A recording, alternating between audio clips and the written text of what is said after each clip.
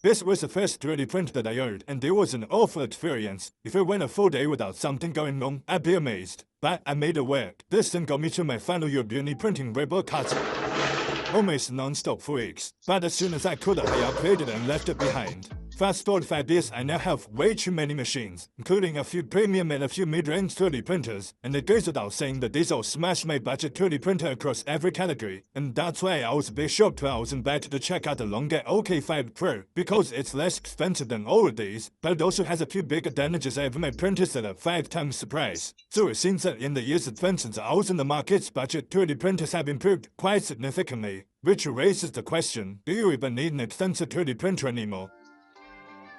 Let's start by assembling the LK5 Pro, and immediate takeaway was that this is a really big printer, bigger than anything I own, and it also has a touchscreen, unusual considering that this is a budget printer. I did make some silly mistakes in the assembly live stream that I did, like installing the extruder upside down, but overall assembly was straightforward. It comes mostly pre-assembled. It's not like a per circuit where you need to assemble every individual part. If you pick this as your first 3D printer, I don't think you'll run into any issues when building it that are simple to fix. And if you do, well, learning how to troubleshoot a 3D printer is a valuable skill to learn anyway. After assembly, we can run the setup, which includes manual bed leveling. This is one of the trade-offs you make when you buy a budget 3D printer. Instead of an automatic process, you regularly need to ensure that the print bed is as flat as possible by adjusting these screws beneath it. The veterans know what I'm talking about, but if you're new to the hobby and have only seen flashy, extensive 3D printers in YouTube videos, you might not know about manual bed leveling. While it isn't automated, the screen does guide you through the process step by step so that you don't completely lose your sanity. Once you get the hang of it though, it's easy, but it does take some time.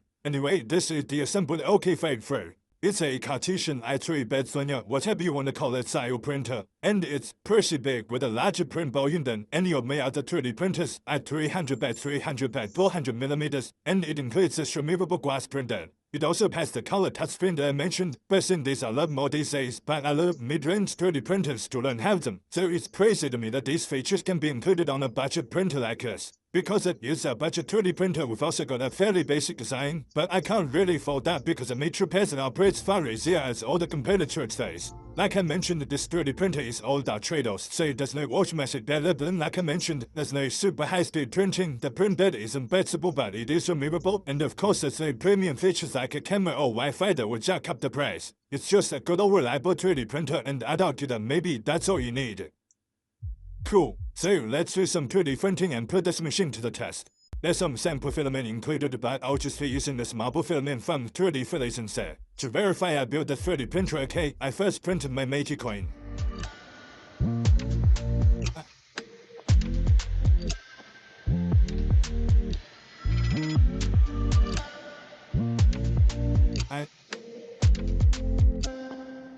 There's a few under extrusion issues on the top layer and some stringing around the outside, but not bad for a test print. The appeal of this printer of course is the massive build volume, so I printed these simple trays from my coffee station.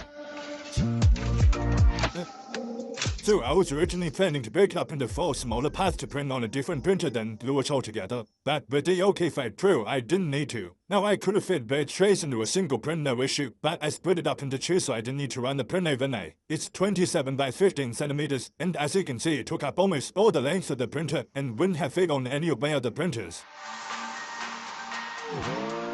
Then I printed this vase by David Tissel, which again would have been way too big for my other printers. It's around 330mm tall. I could have gone all the way to 400mm, but I don't need a vase that big. It was printed using vase made, so the walls are only 1 layer thick, which does mean it is a bit flimsy, but once it's on a shelf you're never going to know.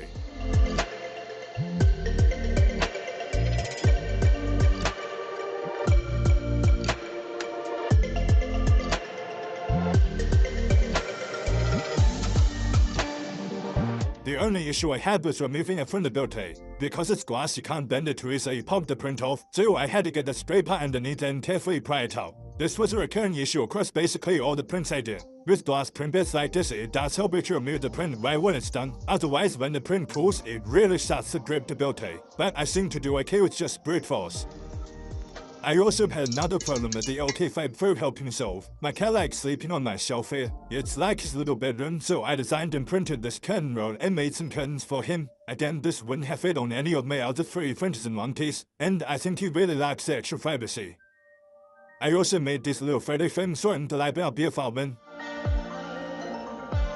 Yeah, I think he likes it. Overall, I'm really happy with how all these prints turned out. In fairness though, none of them were that complex. So another thing that this printer would be amazing for is for making props for cosplay. Just like this dwarf arm with bags by Lucifer that I plan on printing this. This print will take up basically all the print volume and run for days. I haven't done anything like this before, and unfortunately I didn't have time to print it for this video, but please keep an eye out and I'll upload how it turns out. Because this would be for cosplay, it doesn't have to be a perfect print because you'd sand it down a bit and then paint it to get a good finish. So I'll print it at a 0.2mm layer height, and then do some optimizations to get it going as fast as I can. Now cosplay isn't my thing, but I do know that the cosplay and 3D printing worlds have been overlapping a lot more lately. So I know a lot of cosplayers will be very interested in picking up this machine because it's capable of printing things like a helmet in just a single part. This printer has actually been on the market for a while. The Pro version is a bit more recent though, and they continue short-saved incremental upgrades. Like the newer version started including a filament guide and a support to the print bed wires in the box. I did run into things that I didn't like with the Longer LK5 Pro. I'm spoiled with ultra bed leveling, built-in cameras, amazing flexible textured build plates and Wi-Fi connectivity in my 3D printers. But taking a step back and considering the price point, I can easily excuse the things that I didn't like. Also, I should probably mention if you wanted to can upgrade this printer with ultra bed leveling, Longer have guides on their website to walk you through the whole process. But it does require a bit of work. You can also of course use different high-quality build plates as well. I highly recommend textured flexible build plates. They're just so much easier to remove frames from. Even without these upgrades though, I have no issue recommending this 3D printer for beginners, or even for more experienced people who just need a larger printer. It's just plain good value. And that takes us back to the question, do you even need an expensive 3D printer anymore?